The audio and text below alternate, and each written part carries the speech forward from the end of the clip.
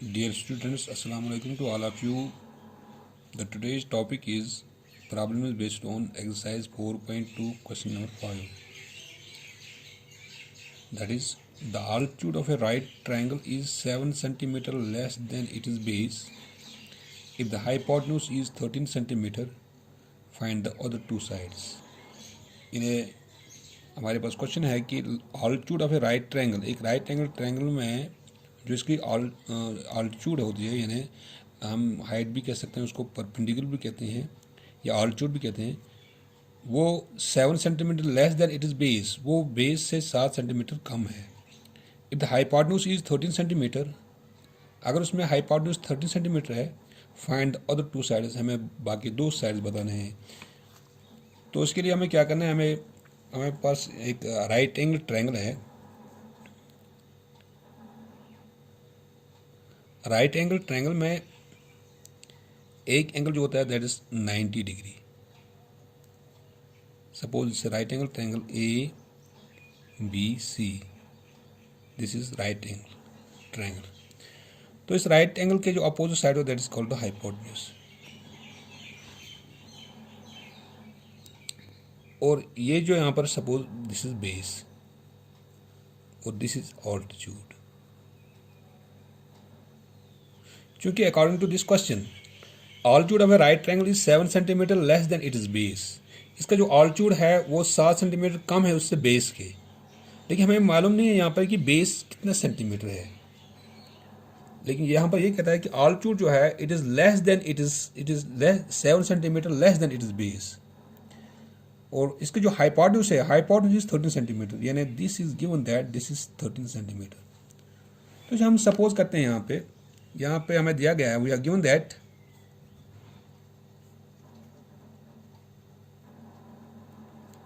hypotenuse of a right angular triangle,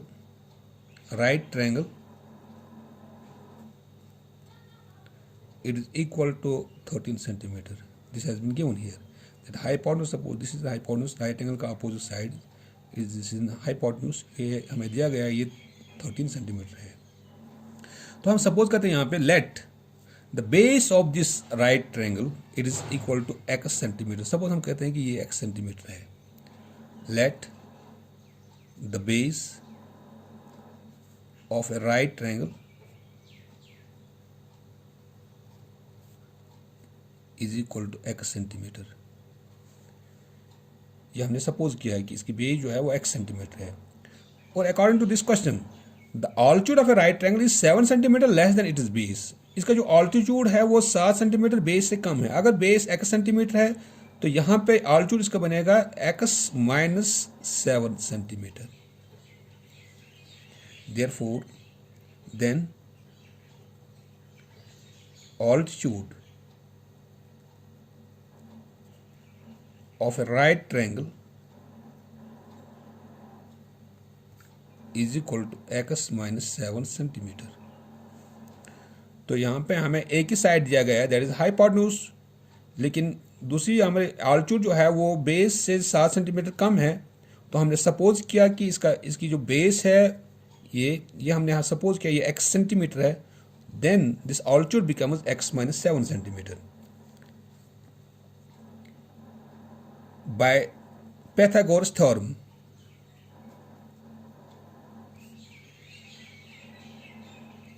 Pythagoras theorem के जरिए से जब एक राइट एंगल ट्रायंगल हमारे पास होती है उसमें एक थ्योरम एक है पैथागोरस, जिसे हम कहते हैं कि that is hypotenuse square it is equal to sum of the squares of the other two sides. Hypotenuse यहाँ पर है A B, that is A B square it is equal to sum of the square of the other two sides. यानी हम ये भी कह सकते हैं यहाँ पे base B C square plus A C square, यानी hypotenuse square it is equal to base square plus this altitude square या परपेंडिकुलर स्क्वायर. बेस इसकी बी सी है और ऑल्टीट्यूड इसकी ए सी है. इट इम्प्लाइज ए भी तो यहाँ पर दिया गया है that is 13 square. B C हमें यहाँ पे सपोज किया that is X square. A C यहाँ पर है x minus 7 whole square.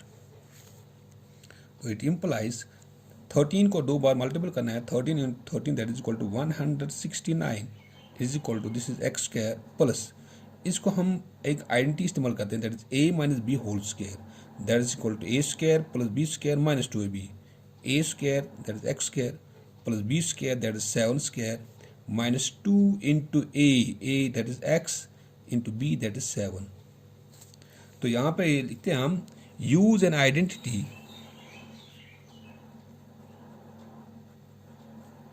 a minus B whole square it is equal to a square plus b square minus 2ab।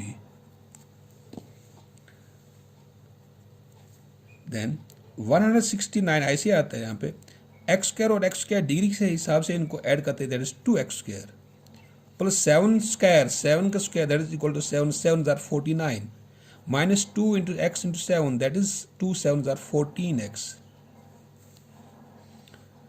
तो हम ऐसे भी लिख सकते हैं इसको, और ये इस साइड में लिखेंगे या ये इस साइड में लिखेंगे हम 2x स्क्वायर माइनस पहले 14x प्लस 49, ये हम ऐसे भी लिख सकते हैं इसको 169। तो इट इम्प्लाइज, अब इस 169 को एक साइड में लेते हैं, यहाँ पे ट्रांसफर करते हैं 2x square minus 14x plus 49 minus 169, यहाँ पर आता है 0। तो it implies 2x square minus 14x, 169 में से हम 49 निकालते हैं तो यहाँ पर बनता है minus 120 it is equal to 0। तो चूंकि यहाँ पे अगर हम ये देते हैं यहाँ पे एक कोऑर्डिनेट इक्वेशन की सूरत इसने इख्तियार की, तो यहाँ पे हम इसको 2 से डिवाइड भी कर सकते हैं, क्योंकि ताकि ये एक लोवेस्ट टर्म में बन सकती है। यहाँ पे divide each term by 2 on both sides. हम दोनों साइड में हम 2 को डिवाइड करते हैं। It implies 2x square divide by 2 minus 14x divide by 2 minus 120 divide by 2 is equal to 0 divide by 2। ये 2 कैंसिल, 2 1 जार 2, 2 7 जार, 2 1 जार 2, 2 6 आर 12। तो यहाँ पर आता है X square minus 7x minus 60 is equal to 0।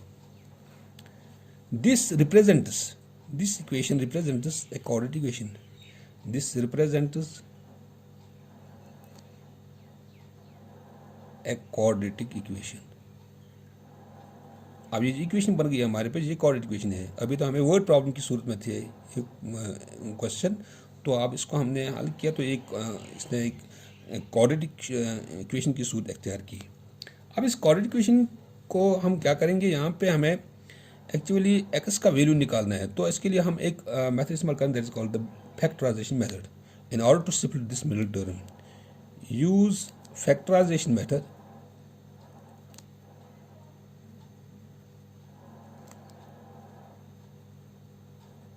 to solve the equation x square minus 7x minus 60 it is equal to 0। तो हमें फैक्टराइजेशन मेथड इस्तेमाल करना है। अब इसको पहले हम कंपेयर करते हैं a general form of quadratic equation, compare it with x square plus B x plus C is equal to 0।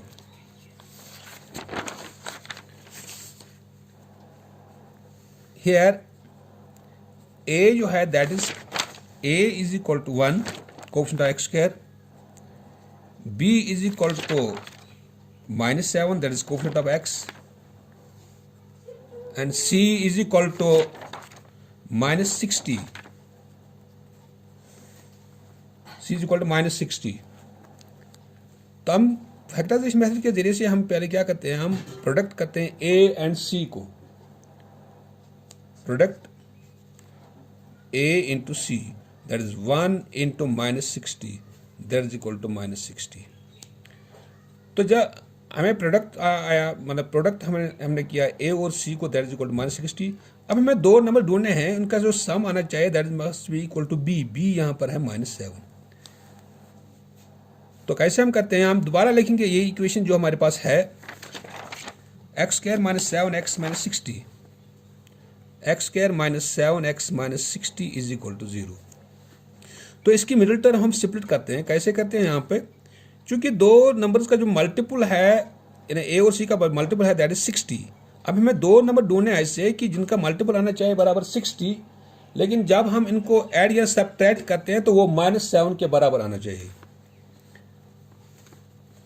तो चूंकि जब हम 60 को मल्टीपल करते हैं तो हम देखते हैं यहाँ पे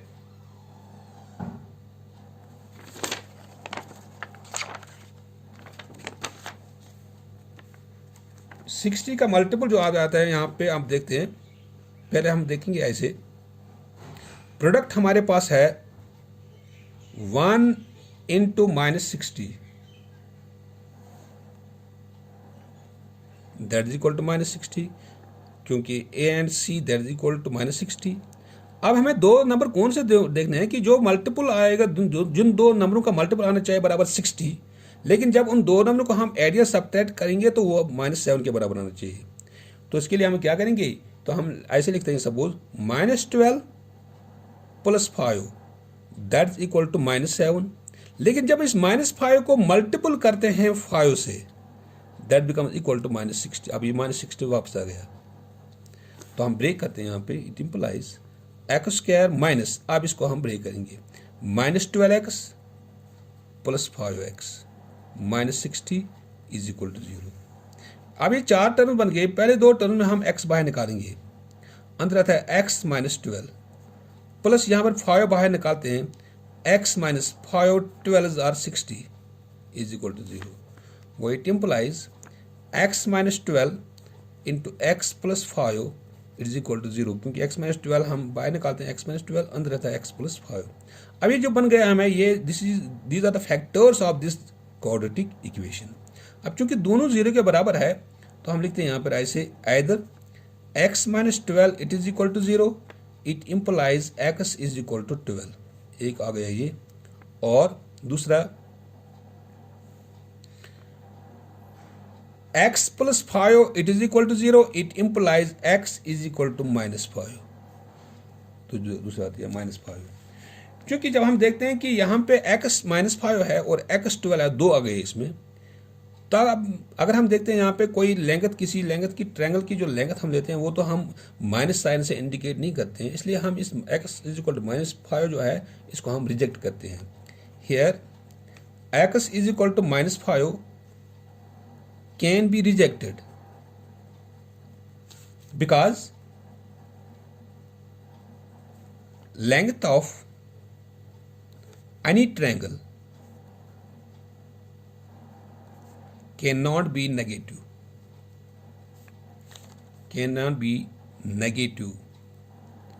negative in sign। ये तो नेगेटिव में नहीं होना चाहिए, यानी माइनस में नहीं होना चाहिए। तो आप यहाँ पर एक ही बच गया, यहाँ पर that is x is equal to 12। वो इट इम्प्लाइज x हमने सपोज किया था base, therefore base of a right triangle it is equal to x, ये हमने सपोज किया था x, let the base of a right triangle is equal to x, तो x आ गया यहाँ पर हमें 12 सेंटीमीटर। अब ऑल्टीट्यूड क्या है, altitude of right triangle,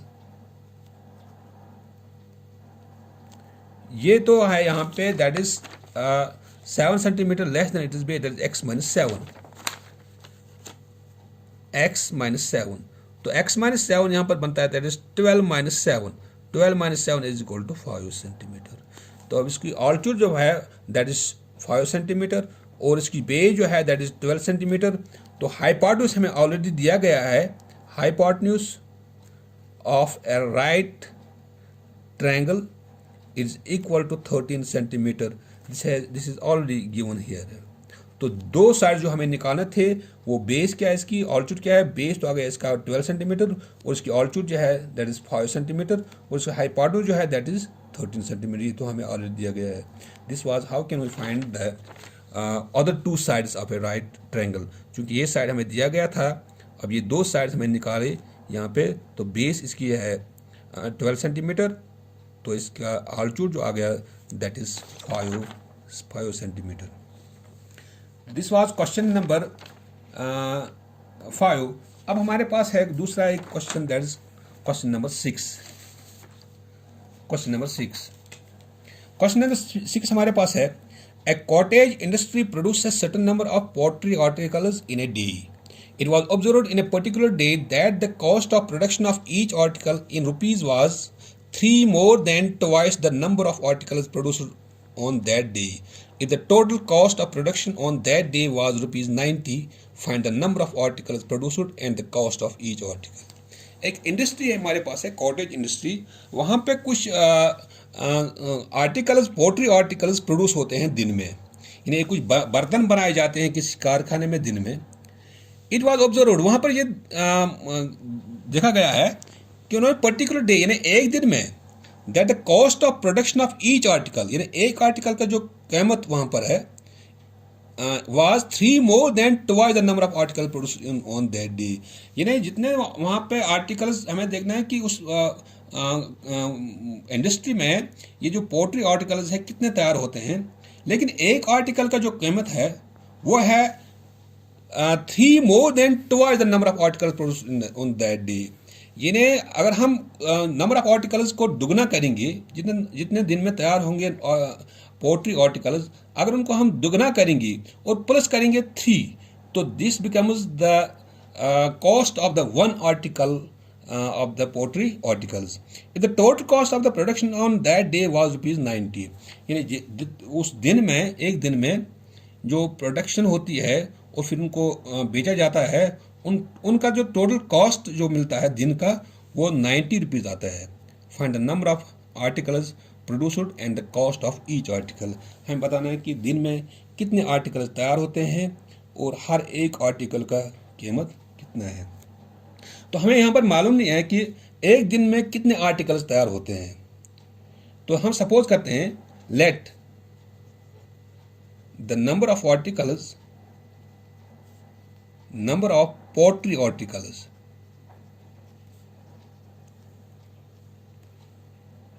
produced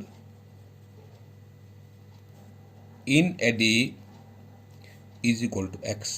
हम सपोज करते हैं कि दिन में उस कारखाने में जो बर्तन बनाए जाते हैं वो x बनाए जाते हैं, यानी उनकी तादाद जो है दिन में कितने बनाए जाते हैं वो हम सपोज करते हैं x, क्योंकि हमें पता नहीं है कि दिन में कितने तैयार होते हैं, तो हमने सपोज किया ये x है. अब अकॉर्डिंग टू दिस क्वेश्चन, तो एक आर्टिकल का कीमत कितना है? एक आर्टिकल की कीमत है, अगर इस x को हम डबल करेंगे, प्लस करेंगे 3, this becomes the cost of the one article produced in a day. Therefore cost of production of one article in a day it is equal to, x को डबल करेंगे that is 2x, plus करेंगे 3, this becomes the cost of the one article in rupees. For example, अगर हम दिन में 6 article या 10 article तैयार करते हैं, दिन में 10 आर्टिकल तैयार करते हैं, तो एक आर्टिकल का कीमत कितना बनेगा? उस 10 को हम डबल करेंगे दैट इज 20 और प्लस करेंगे 3 दैट इज 23. इस तरह यहाँ पर भी अगर हमें दिन में तैयार होते हैं एक आर्टिकल की तादाद जो दिन में तैयार होती है दैट इज x, लेकिन एक article cost of the production of one article in a day is equal to 2x plus 3, यानी इसको हम डबल करेंगे प्लस करेंगे 3. अब जो टोटल जो आर्टिकल का जो कीमत आता है दिन में that is 90 rupees. Total cost of production in a day is equal to ₹90. ये दिन में जो टोटल कॉस्ट आता है इन प्रोडक्शन का, जो दिन में तैयार होते हैं पोल्ट्री आर्टिकल्स, उनकी जो कीमत आती है दिन का that is ₹90 according to question.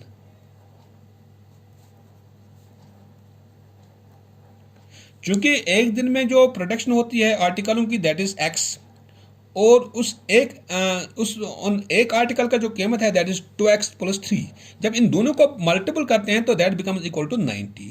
For example, अगर हमारे पास दिन में तैयार होते हैं 5 आर्टिकल, तो एक आर्टिकल का कीमत है suppose 10, it means that 10 into 5 हम कर देते हैं यहाँ पे। इस तरह यहाँ पर भी अगर दिन में तैयार होते हैं x और एक आर्टिकल का जो कीमत है यहाँ पे that is 2x plus 3, it becomes we can multiple these two according to question x into 2x plus 3 it is equal to 90। यानी ये एक आर्टिकल, ये यहाँ पर यह दिन में जो तादाद होती है एक आर्टिकलों की, और इनकी जो एक आर्टिकल का जो कीमत ये है, इनको जब मल्टीपल करते हैं ये तो 90 के बराबर आना चाहिए, क्योंकि दिन में जो प्रोडक्शन होती है, दिन में जो कॉस्ट होता है, टोटल कॉस्ट जो होता है प्रोडक्शन की, वो तो ₹90 है। अब इसको मल्टीपल करते हैं यहाँ पे 2x into x that is equal to 2x square plus 3x is equal to 90। 2x square plus 3x, इसको ट्रांसफर करते हैं साइड में, that is minus 90 is equal to 0। तो ये 2x square plus 3x minus 90, this represents the quadratic equation. This represents a quadratic equation. Now, in order to find the value of this x, we need to split this middle term by factorization.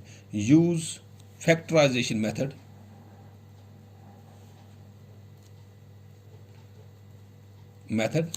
To solve the equation 2x square plus 3x minus 90 is equal to 0। Factorisation method के जरिए से हम इसको हल करते हैं। अब पहले क्या करेंगे, हम इसको कंपेयर करते हैं। Compare it with x square plus B x plus C is equal to 0। Here a that is equal to 2 coefficient of x square, b is equal to 3 that is coefficient of x, and c is equal to minus 90 that is constant term. अब पहले क्या करते हैं, हम इसमें factorisation method के जरिए से हम क्या करते हैं, पहले इसको प्रोडक्ट करते हैं a और c को, a into C, that is a यहाँ पे 2 है into c minus 90, this becomes equal to minus 180। अब चूंकि दो नंबर मल्टीपल करने हैं, उन दो नंबर का जो सम आना चाहिए वो बराबर आना चाहिए b, यानी सम हमें b के बराबर आना चाहिए, दैट इज इक्वल टू 3। अब हम दोबारा यही लिखेंगे equation that is 2x square plus 3x minus 90, 2x square plus 3x minus 90 it is equal to 0। इसको हम ब्रेक करने की यहाँ पे मिडिल टर्म में, तो क्या करते हैं यहाँ पे, हम आपको मालूम है प्रोडक्ट जो हमारे पास है that is 2 into minus 90 that is equal to minus 180। अब हमें सम देखना है कि दो नंबर्स का जो सम है वो आना चाहिए बराबर 180, लेकिन उन दो नंबर मल्टीपल आना चाहिए बराबर 180, लेकिन उन दो नंबर का जो सम आना चाहिए ऐड या सब्ट्रैक्ट वो 3 के बराबर आना चाहिए। तो हम कैसे करेंगे इसमें, तो हम 180 को पहले हमें फैक्टराइजेशन करनी है। 2 9 are 18, 2 45 are 90, 3 15 are 45, 3 5 are 15। तो इसका प्राइम फैक्टराइजेशन जो आता है यहाँ पे 2 इंटू 2 इंटू 3 इंटू 3 इंटू 5। अब हम क्या करते हैं यहाँ पे, ये 3 2 और 2 इनको मल्टीपल करते हैं, 3 2 are 6 2 are 12, और इन दो को मल्टीपल करते हैं दैट इज 15, यानी 15 into 12 that is equal to 180। लेकिन जब हम 15 और 12 को आपस में सब्ट्रैक्ट करते हैं तो 3 के बराबर आता है। तो यहाँ पर क्या आता है, 15 minus 12 that is equal to 3, और 15 को मल्टीपल करते हैं माइनस 12 से, that becomes equal to minus 180। ये अब हम इसको ब्रेक करते हैं यहाँ पे, that is 2x square, 3x को ब्रेक करते हैं यहाँ पे, minus 12x plus 15x minus 90 is equal to 0। यानी 15x में से हम 12x निकालते हैं तो 3x आता है, लेकिन जब हम 15 को मल्टीपल करते हैं माइनस 12 से तो माइनस 180 आता है। तो हम आगे क्या करते हैं, यहाँ पे 2x हम बाहर निकालते हैं, अंदर आता है x माइनस 2 6 और 12, प्लस यहाँ पर 15 बाहर निकालते हैं, x माइनस 15 6 और 90 दैट इज इक्वल टू 0। तो अंदर रहता है यहाँ पे x माइनस 60, x माइनस 6, क्योंकि दो अंदर है 2x plus 15 it is equal to 0.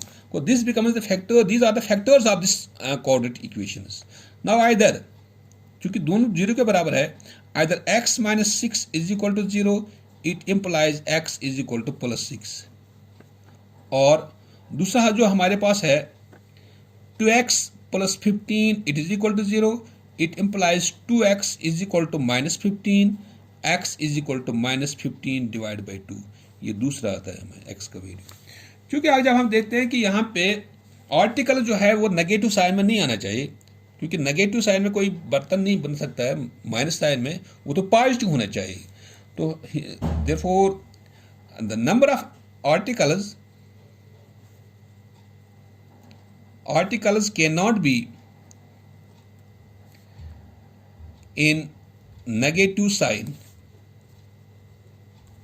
hence x is equal to minus 15 by 2 can be rejected. इसको हम रिजेक्ट करते हैं। Therefore यहाँ पर एक ही वैल्यू आता है, that is x is equal to 6। यानी x हमने सपोज किया है कि हमने यहाँ पर सपोज किया कि let the number of poultry article produce in a day that is equal to x। इसका मतलब है कि कितने आर्टिकल्स दिन में तैयार होते हैं, that is 6। Therefore it implies number of articles produced in a day is equal to x is equal to 6। यानी दिन में जो तैयार होते हैं आर्टिकल वो 6 है। अब cost of one article in a day, एक आर्टिकल का जो कीमत दिन में है दैट इज, अगर हमें 6 को डबल करेंगे प्लस करेंगे 3, यानी ये से 2x plus 3, 2x plus 3 that is 2 into x, हमें 6 आ गया plus 3, 2 6 are 12 plus 3 that becomes equal to 15।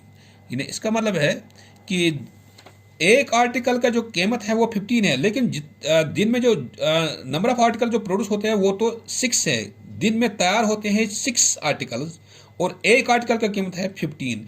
जब दोनों को मल्टीपल करते हैं 15 इंटू 6 वो 90 के बराबर आता है। And the total production cost of the production of the articles in a day is ₹90। तो यहाँ पर भी आता है 90 जब हम 15 और 6 को मल्टीपल करते हैं, क्योंकि दिन में जो तैयार होते हैं articles produce in the day that is equal to 6 और कॉस्ट जो है एक आर्टिकल का वो 15 आता है। यही हमें निकालना था। Find the number of article produced and the cost of each article.